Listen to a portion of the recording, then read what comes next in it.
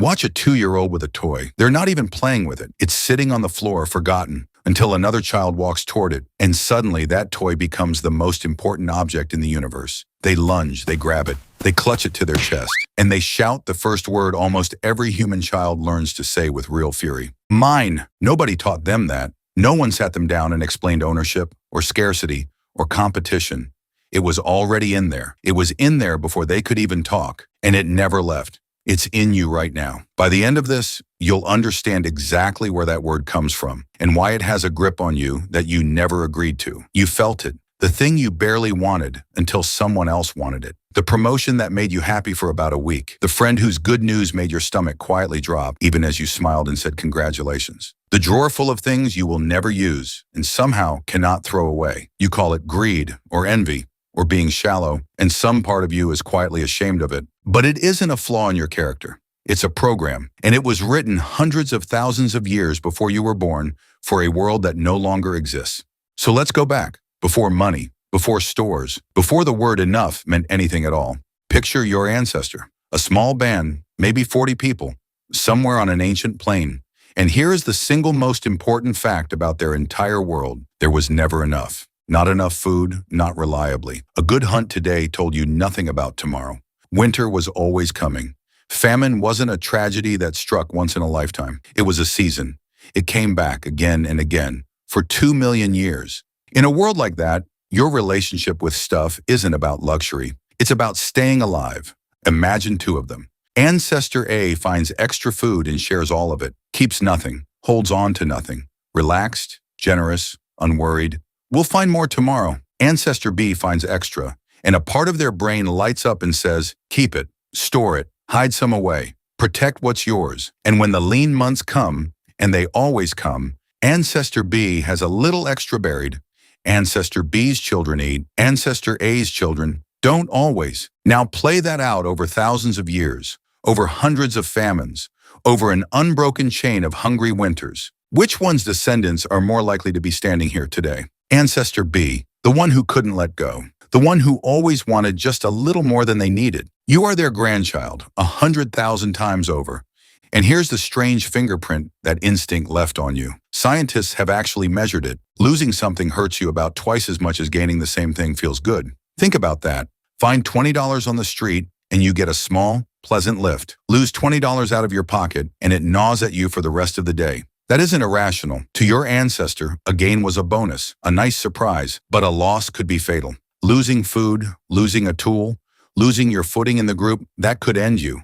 So evolution turned up the volume on loss until it screamed. The terror of losing what you have is louder than the joy of getting more. Because the ones who feared loss the most were the ones who held on to exactly what they needed to survive. But it was never just about food, it was about where you stood. In a band of 40 people, your rank was everything. It decided who ate first, who got protected, who got to have children, and whose line simply ended. At the top, you were safe. At the bottom, you were one bad season away from being the one left behind in the cold. So your brain became a status machine, and it never ever switches off. It constantly, automatically, silently measures you against everyone around you.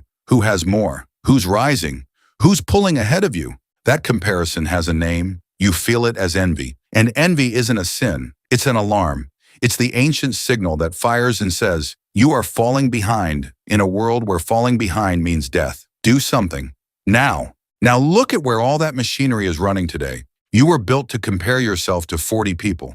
40 people you had known your entire life. You now compare yourself to the entire planet. Every time you pick up your phone, you see the single best moment of the most successful person you have ever heard of. On a loop. Forever.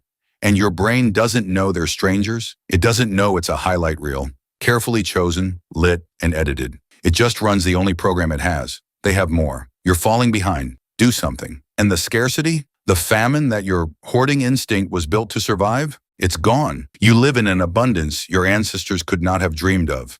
Walls of food that never run out. More objects in your home than an entire ancient tribe owned in a lifetime. You will almost certainly never know real hunger. But the software doesn't know the famine ended, so it keeps whispering the same things it has whispered for 2 million years. Grab, keep, want more. Don't feel safe. It isn't enough yet. You have more than almost any human who has ever lived, and you still feel like it isn't enough. That's not a flaw in you. That's the program working perfectly in a world it was never written for. So sit with this for a second. That hunger for more, the one you're ashamed of, the envy you would never say out loud, the drawer you can't empty, the quiet feeling that no matter what you get, it's never quite enough. It isn't greed. It isn't proof that you're shallow or broken or a bad person. It's a survivor. It's the part of you that remembers, in a language older than words, that winter is coming and the children need to eat. That part kept your entire bloodline alive for 2 million years.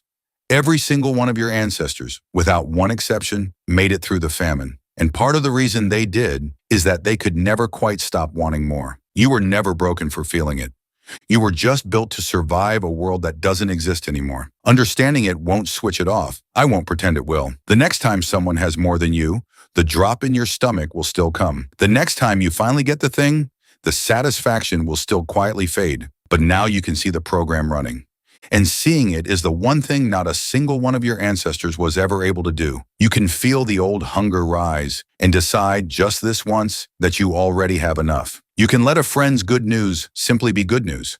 You can hold the things you own a little more loosely. You can look around at everything you have and, for one quiet moment, let the famine be over. The plane is gone. The band of 40 is gone. The winter that was always coming already came and went 10,000 times. But the part of you that learned to grab and to keep and to never quite feel safe, it's still here. It's still counting. It just calls it mine now. You're not broken. You're just old. Older than you think.